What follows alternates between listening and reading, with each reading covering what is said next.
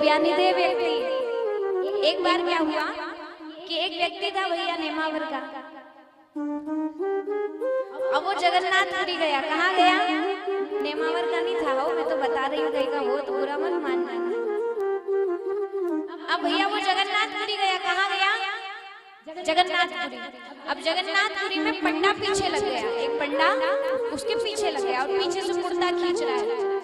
पंडित जी कुर्ता खींच रहे, पंडित जी कह रहे, पंडा कह रहा है, पंडित जी और पंडा में अंतर होता है। पंडा कह रहा है, अरे यजमान जी सुनिए सुनिए सुनिए। बोले क्या है? अब वो भी अच्छा ही था, नेमावर का था तो क्या है? बोले कि एक काम करो, आपको दर्शन करने हैं। तो बोले वही तो करने आया हूँ, इतना किराया भाड़ा लगा के। पंडा समझ गया यजमान तो खिजरो ही है। अब महाराज उसी समय वो कहता है, बोले मैं आपको दर्शन करवाऊं।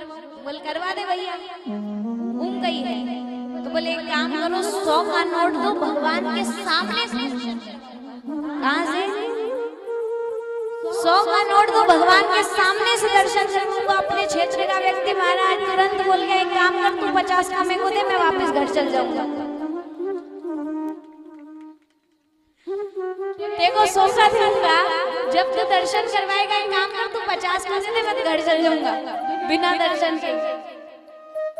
अब क्या करें, सब समझदार लोग रहते हैं, तो कई कई के ऐसे रहते हैं जिन से 50-100 रुपए भी नहीं छूटे। होता है ना? आप तो नहीं हो ऐसे? जाओ तो दर्शन करके आ जाओ। बोलिए भक्तवत्सल भगवान की। अब महाराज यहाँ पे बोले खजाना किसको दे? 50 रुपए वापस ले लेंगे। तो बोले कोई योग्य हो तो उसको खजाना देना चाहिए। तो बोले ये भागवत रूपी खजाना है, इसके लिए योग्य है एक ही। बोले परमहंस। परमहंस कौन?